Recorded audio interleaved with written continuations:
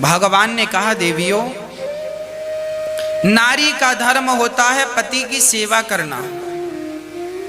नारी को कभी भी अपने पति का अपमान अनादर नहीं करना चाहिए। आज भगवान यहाँ गोपियों को गृहस्थ धर्म की शिक्षा देते हैं। हम गृहस्थियों को कैसे रहना चाहिए, अपने परिवार में रहकर कैसे प्रसन्न रहें और कैसे सदा भगवान का चिंतन करते रहें। आज गृहस्थियों को एक छोटी सी ज्ञान की चर्चा मैं आपको सुना दूं। पत्नी हो पति हो, दोनों को कैसे रहना चाहिए। आज हम देखते हैं पति पत्नी का झगड़ा बहुत होता है। माँ बाप भी बड़े पक्षपाती होते हैं। कैसे पक्षपाती? आपकी बहू और आपके बेटे का झगड़ा हुआ तो 100 में से 95 केस ऐसे हैं कि माता पिता को लगता है मेरा बेटा सही है, मेरी बहू गलत है। 100 में से 95 लोग यही, मैं 99 कहूं तो अति संयुक्ति नहीं होगी, पर फिर भी 5% अच्छे लोगों के लिए छोड़ देते हैं। बेटा और बहू में झगड़ा होता है तो लड़के के माता पिता को लगता है मेरा बेटा सही है, मेरी बहू गलत है। वो सदा अपने बेटे का पक्ष लेते हैं, वो बहू की सुनते ही नहीं, और यही बात गलत है। अरे बेटा तो तुम्हारा है ही, बहू आपकी जो बहू है, अब बताओ आपकी बहू का इस घर में आप लोगों के सिवा कौन है? उसकी माँ उसके मायके में है, उसका पिता उसके मायके में है, उसका भाई उसके मायके में है। आप लोग अपनों का ही पक्ष लेंगे, उस बहू का भी तो जरा पक्ष लो। उस बहू को तो ये लगे कि चलो सास मेरे साथ है, ससुर मेरे साथ है, पति मेरे साथ है, पर सारे घर के एक तरफ हो जाते हैं और बहू को गलत ठहरा देते हैं। भले उसकी गलती ना हो, यदि गलती है और गलत ठहराया गया तो कोई बात नहीं, पर कोई तो उसके पक्ष में खड़ा हो जाए, कोई तो उसका साथ दे दे। वो बहू अपने आप को ससुराल में अकेला फील करती है, मैं अकेली हूं, मेरा कोई साथ नहीं देता। गलतियां सबसे होती हैं, ऐसा कोई नहीं है कि गलतियां ना हो,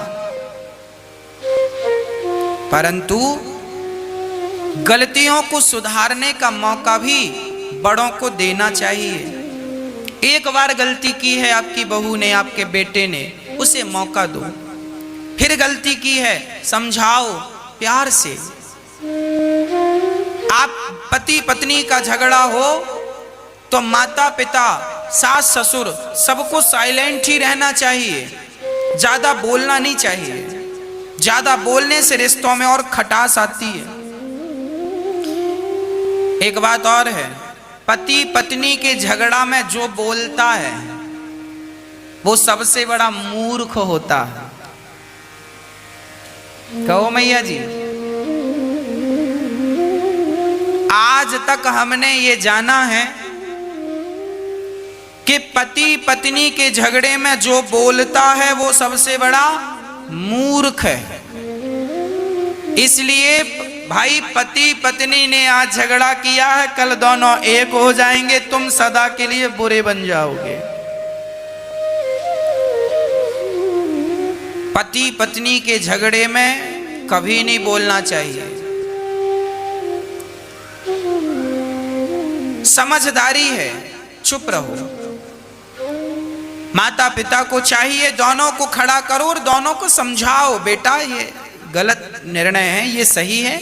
दोनों एक दूसरे को सॉरी बोलो और अपने काम पे लग जाओ। झगड़ा करने से कोई फायदा नहीं। समझाओ बस। पति पत्नी को चाहिए समझदारी से चलें। पति से कोई गलती हो जाए तो वो से पति से कहे कि आपने ये गलती की है, ऐसा मत करो। वो समझ ले पत्नी ने गलती की, वो समझ ले, और बड़े प्रेम से रहो। ये जिंदगी प्यार के लिए है, प्रेम के लिए है। और वैसे भी इस कोरोना जैसी महामारी में तो और प्रेम से रहना चाहिए। पता नहीं कब किसकी खबर आ जाए कि अब वो नहीं रहे,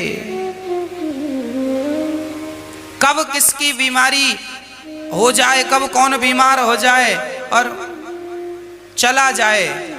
जीवन का कोई भरोसा नहीं। बची हुई घड़ियां, बचे हुए लम्हे जरा प्यार से गुजार लो, जरा हंस लो, अपनों के साथ मुस्कुरा लो, प्यार से रह लो, गिला शिकवा भूल जाओ, हुई थी गलतियां भूल जाओ। पत्नी ने गलतियां की, पति भूल जाए, पति ने गलतियां की, पत्नी भूल जाए। पत्नी को समझदार रहना चाहिए। पति डांट दे, सह लो। जिसके अंदर सहनशीलता है आज वो बहुत सुखी है, और जिनके अंदर सहनशीलता नहीं है वो झोला लिए घूम रहे हैं। एक पति ने पत्नी को कह दिया, गाली वाली दे दी होगी, कुछ कह दिया होगा माँ बाप को, तो लड़की झोला उठाई और चली माँ के घर। मैं जा रही हूं, मेरे माँ बाप को कहते हो मैं मायके जा रही हूं, जा चली जा। वो मायके चली आई, और मायके आई इतने में लॉकडाउन लग गया। जो जहां है वहीं रहेगा। अब माँ बाप के घर हफ्ता 15 दिन तो ठीक ठीक चला, महीने भर ठीक ठीक चला। अब भौजाइयों ने आंख दिखाना शुरू कर दिया, ननद जी घर में कोई झगड़ा हो गया, सहन नहीं कर सकती हो। अब वो कह रही है अरे अपने पति की तो हुई नहीं है, हमारी क्या होगी। अपने पति को छोड़े बैठी है। भाई भौजाई ताने मार रहे हैं। थोड़े दिन बाद मम्मी भी कहने लगेगी। पहले मम्मी कह रही हाँ बेटी तुम बताना, हम गुंडे भिजवाएंगे, दामाद ने कुछ कहा तो। और मम्मी भी लॉकडाउन में सरेंडर भई पड़ी है। कब तक खवाए, कब तक रखेगी। महंगाई डाइन खाए जाता है और तुम और खाए जा रही हो।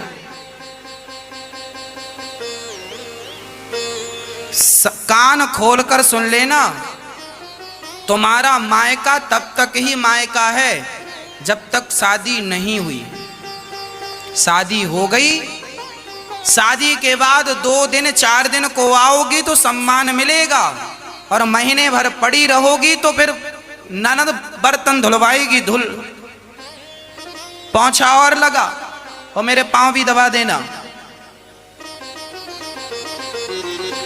बहुत कम समय के लिए ससुर मायका जाओगी ना तो बहुत सम्मान मिलेगा।